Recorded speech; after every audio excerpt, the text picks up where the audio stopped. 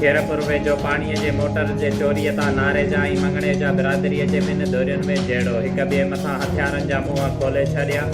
ॿिन्ही धुरियुनि जा 5 ॼणा क़तल, हिकु ॼणो ज़ख़्मी थी पियो। मारिजी वियलनि जा लाश ऐं ज़ख़्मी अस्पताल मुंतक़िल। वाक़िए खां पोइ धुरियुनि में छिकताण बरक़रार।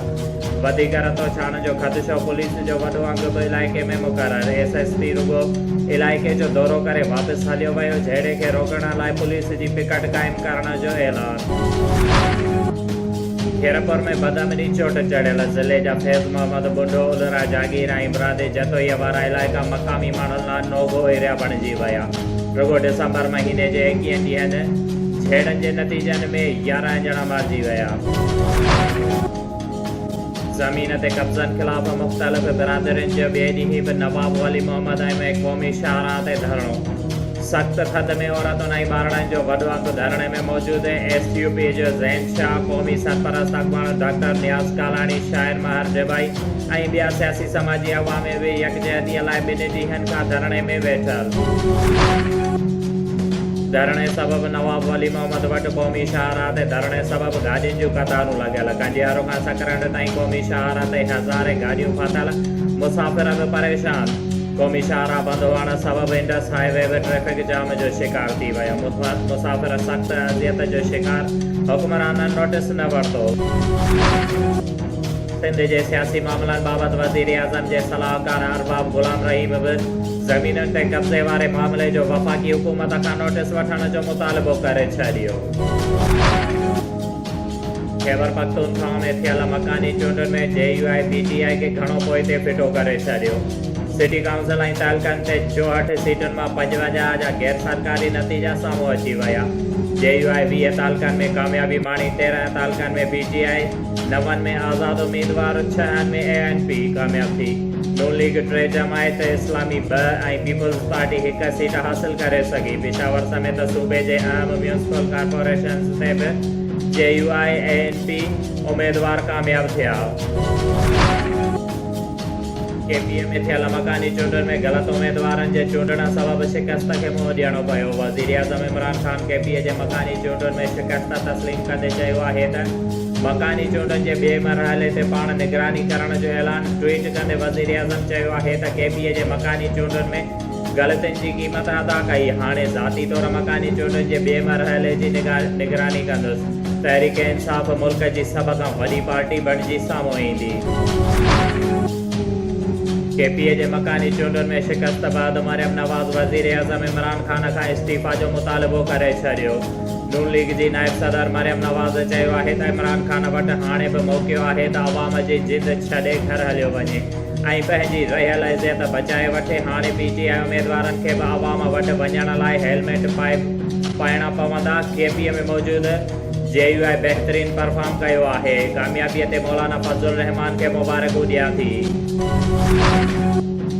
सिंजोरो गैस फील्ड मुलाज़िमन मुनीर रक्षाणी, गुलाम हुसैन ज़रदारी, ज़फ़र बोज़दार, अज़ीज़ पठान ज़ुल्फ़कार मरीअ जी अॻुवाणीअ में मेन गेट आॾो एहतिजाजी मुज़ाहिरो करे नारेबाज़ी कई। उन मौक़े ते अॻुवाणनि चयो त हायर मैनेजमेंट असांजा जाइज़ मुतालिबा वञण लाइ तयारु न आहे।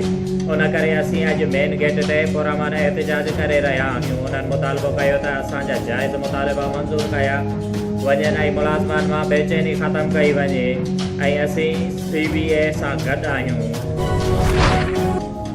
60 मेल में जमियत उलमा इस्लामी यूनिट मुफ्ती महमूद ऐं यूनिट 60 मेल पारां अज़ीम शान रहमतुल आलमीन कॉन्फ्रेंस जलसो मुनक़िद कयो वियो। जलसे खे जमियत उलमा इस्लाम सिंध जे अॻुवान नासिर ख़ालिद महमूद सोमरो ख़िताब कंदे चयो त सिंध में हारियुनि खे ज़रई भाण ॾियण बजाए ब्लैक ते विकिरो कयो पियो वञे। सिंध शऊर सां गॾु सुजाॻ थी चुकी आहे। सिंध जे आवाज़ खे हाणे दॿाए नथो सघिजे। सिंध हुकूमत पूरे सूबे सां गॾु लाड़काणे खे खंडर बणाए छॾियो आहे। सिंध जे मारवाड़नि जी ज़मीन मलक रियाज़ जे हवाले करे सिंध जे बेटनि खे पिणु खपाए छॾियो आहे। सिंध में सिहत ऐं तालीम तबाह थी वई आहे। सिंध हुकूमत सिंध धरतीअ जे मारवाड़नि जे बचनि खे तालीम ऐं सिहत जे सहूलियत नथी ॾेई सघे। ईंदड़ इलेक्शन में JUI सिंध हुकूमत छाहे हारियुनि ऐं मज़दूरनि खे पंहिंजा हक़ वठराए ॾींदी।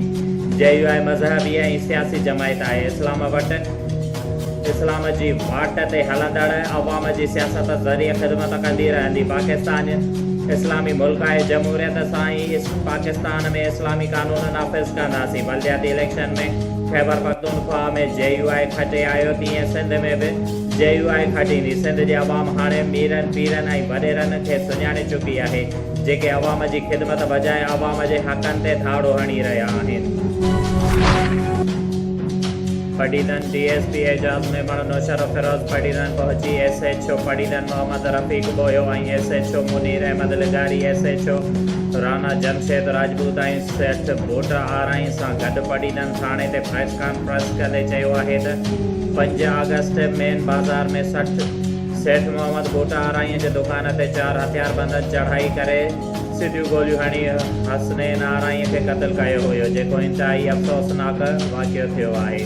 जंहिंखां पोइ वारसनि पढ़ीदन थाणे ते 4 नामालूम जवाबदारनि ते केस दाख़िल करायो हुयो, जंहिंखां पोइ मौजूदा SHO पढ़ीदन मोहम्मद रफ़ीक बोयो ऐं SHO मुनीर लिगारी, SHO राना जमशेद राजपूत ऐं ॿियनि पुलिस जे जवाननि ॾोहारियुनि जे गिरफ़्तारीअ जे लाइ मुख़्तलिफ़ जॻहियुनि ते छापा हणी फारूक शर खे गिरफ़्तार कयो आहे, जंहिं ॾोहो क़बूल कयो आहे। उन ॿुधायो त मूं सां गॾु मंशार गोपांग आहे। फारूक शर वधीक ॿुधायो आहे त असांखे रुस्तम शर लख रुपया क़त्ल लाइ ॾिनो हुयो।